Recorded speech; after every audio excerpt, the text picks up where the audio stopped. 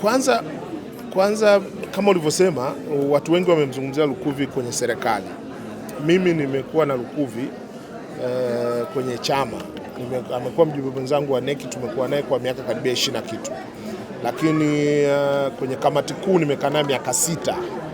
Kwa hiyo namjua. Lakini pia amekuwa mjumbe wa kamati ya maadili ya chama chetu kwa muda wa kutosha. Lakini kama ulivyosema, alianzia kazi umoja wa vijana wa CCM.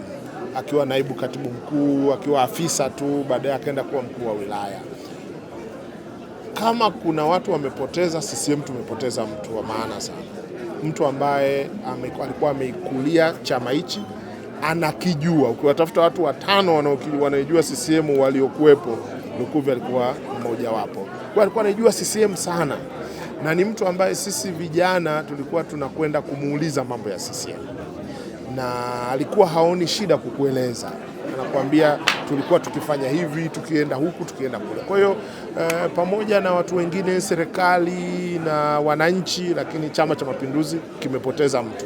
Na mara ya mwisho nilipokuwa nikizungumza naye wakati akitafakari kustaafu ubunge, alikuwa anasema nitayatumia maisha yangu yaliyobaki kuishukuru CCM. Kwa sababu anasema bila CCM nisingekuwa hapa.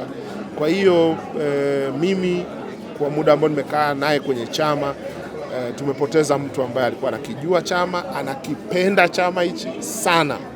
Kwa hiyo CCM imepata pigo kubwa sana.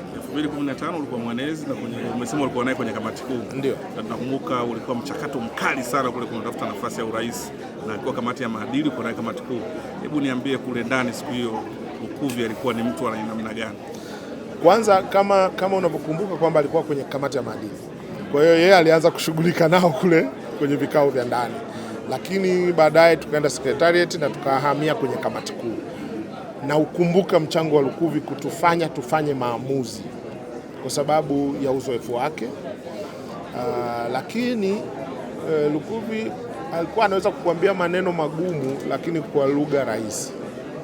Kwa hiyo nakumbuka kwenye kamati kuu ile mchango wa Lukuvi kuivusha Chama cha Mapinduzi. Na nyewe mnajua ulikuwa mchakato rahisi sana. Lakini alikuwa anaaminiwa na mwenyekiti wa chama wakati ule Mheshimiwa Kikwete. Na kwa hiyo yako maneno aliyoyasema kwenye kamati kuu ambayo yalisaidia kufikia uamuzi tuliouchukua na mpaka tukampata mgombea.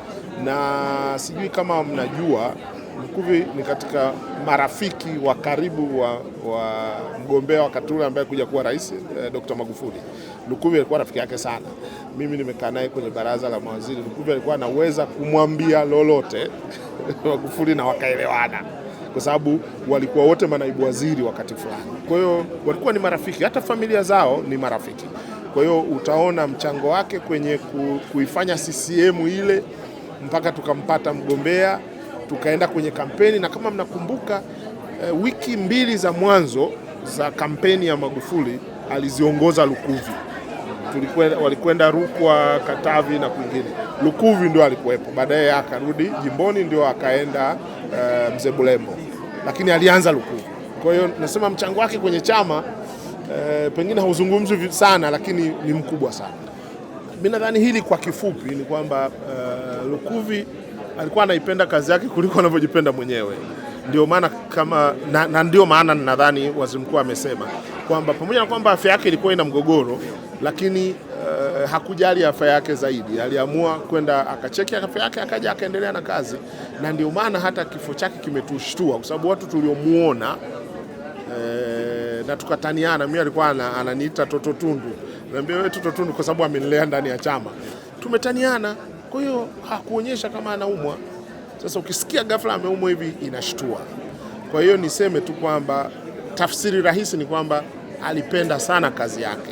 Na kwa kweli aliifanya kwa moyo wote. Kwa sababu kazi alikuwa anaifanya Lukuvi ni kazi ambayo inamtaka awe wa kwanza bungeni, awe wa mwisho bungeni, kwa sababu yeye ndio mratibu wa shughuli za bungeni pale. Kwa hiyo aliipenda kazi yake sana, na ndio maana aliifanya kwa uaminifu, lakini aliifanya kwa uhakika.